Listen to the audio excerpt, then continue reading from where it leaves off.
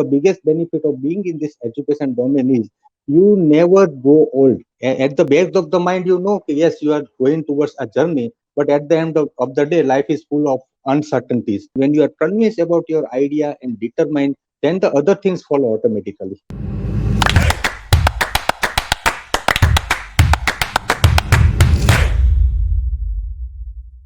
Today, we have something different. We bring to you a story of a person who left his skyscraper offices, the glass buildings, the so called corporate world, to join the most noble profession called teaching. Let's hear it from him what made him do so, what change he saw, and what is the vision he carries for. So let's hear it out from our guest of today, Mr. Rajendra Shah. He's founder of Vibgyor Hopscotch, Ahmedabad. Welcome to Great Principles, sir. I'm really honored to have you with me today. Thank you. Honored to be here, Seema and the entire team of great principals. Thank you. Thank you, sir. We are equally privileged and we are very excited to hear your story. What has been your journey? As we know about that, you are an MBA and you were in the corporate sector for a long tenure, and then you decided to join this noble profession. So, why this shift? What made you do this? We would also like to know, and how would you motivate today's youth to join teaching fraternity? Thank you very much, Seema, for that question. You see, I worked with the corporates for about 20 years, but during that tenure, I was observing being into the sales and marketing domain. I was observing education sector as which was emerging very, very silently. That time, I'm talking about the time in 2001, 2, when the sector was emerging, education domain was emerging silently without making much noise. So many corporate companies entering into education, setting up schools and colleges, helping them directly or indirectly. That's the time I thought I should get into this. And I had a passion. I myself being a scholar student, academically in my school time and college time, I wanted to get an education domain. I always believe that's the only domain where you can give back to the society. And even if after you stop working, you are still connected with your students. And it keeps you young always. And these children, toddlers, always, they don't let you grow old, and that's the reason why I wanted to give something back to the society in terms of my skills, knowledge, expertise into the domain. And that's the reason I thought I should get into education domain. And during that time, I was eyeing on the education sector. I was looking for an opportunity to get into the domain so that I can impact the school ecosystem in the whatever way that I can, in whatever capacity that I can. And as we all know, there is always a law of attraction in operation. So I attracted that opportunity towards me in the year 2002, and I was invited by an IM Ahmedabad alumni company to sell their offerings into market. I just grabbed the opportunity with them as channel partner for about 18 years. In that connection, I was meeting schools in different parts of Gujarat and some parts of Rajasthan as well. So I always felt that being into the education domain, meeting school leaders like right from owners to teachers to heads to supervisors, it gave me a different opportunity to be with the children and explore myself and to try different activities and all that. So that's the reason that made me get into the education domain. Thank you. All right, so connecting with the students and ensuring that there can be a change in the youth, and then we can see that how we can ensure that our nation develops further. Motivated you to join this sector. So, sir, tell me now, as you got inspired and you joined yourself this education domain, founded a school also.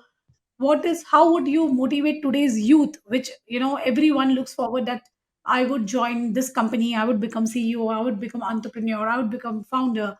How would you motivate more youth to join education? See, Seema, in these many years, I have inspired many who never wanted to get into education. They are into education now. Earlier, they were reluctant and hesitant, and right now, they are really doing very well in respective geographies and respective roles that they are playing. And as I was telling earlier, that is the only assignment that gives you gratification and satisfaction at the end of the day. You know, when you come back from your office, your school, your work, and you are in front of your mirror. you always see a happy smiling face. So that's the biggest advantage, the biggest privilege that you get into this domain. And when I tell this to many of my friends, even the people also, when I go to schools and colleges and address students also, and when they see this, as I was telling you, the biggest benefit of being in this education domain is you never go old. You always remain young because your students don't let you go old. So you are not only young at heart but otherwise also. So your and in teaching others, you always teach yourself, right? So you yourself keep yourselves updated and upgraded.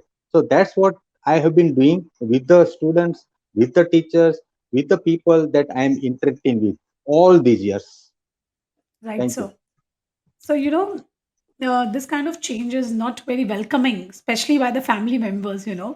That when you leave the corporate sector and join education domain, your family takes a setback and they are not very supportive. So what has been your family support like, and how did you convince them?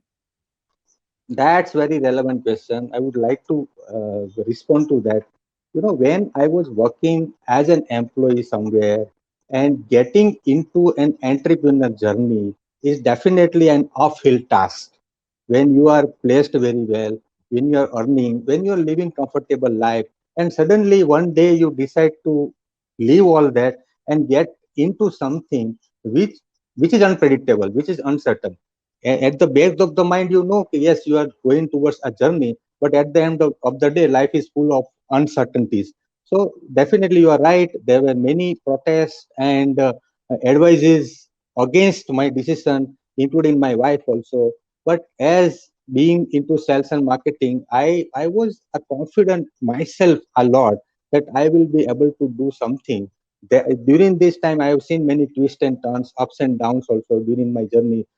Just to mention this pandemic time, which hit us a lot, educationally, especially in the education domain. But all said and done, the journey has been very, very satisfying, not only financially, but otherwise also. When you get into this and when you are convinced about your idea and determined, then the other things follow automatically.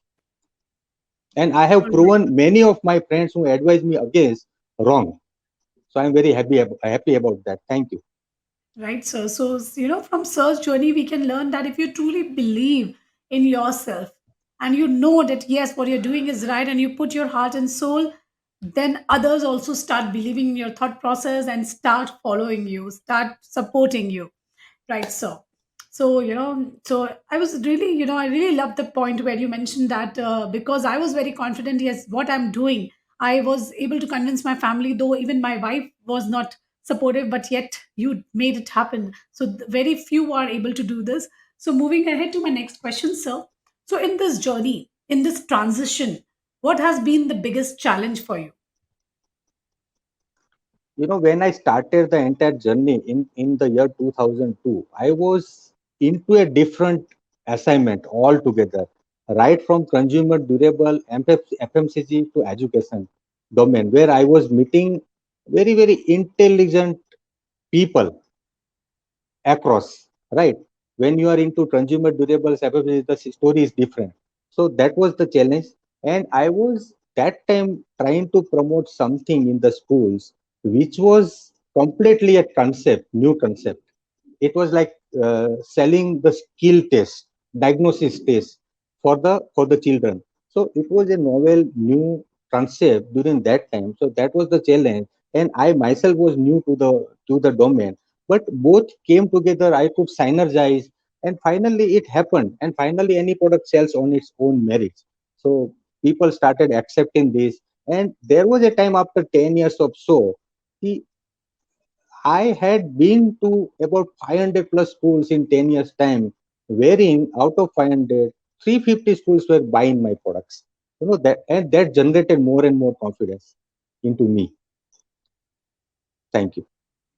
Absolutely. So again, it's the art which everyone doesn't have. So you need to learn that art and you gradually master it.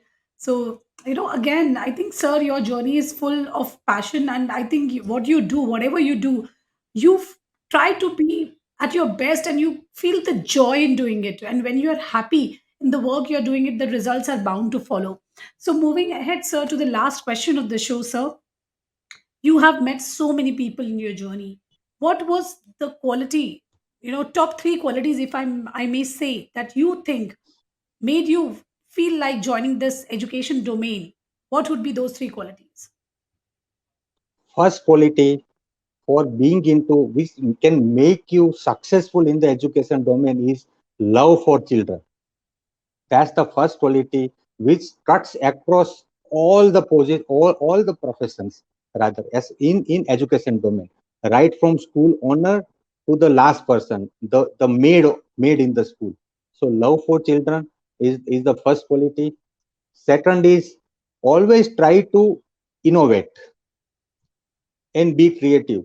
Do something different than what others are doing, and or what you have been doing all these years. Try to do something.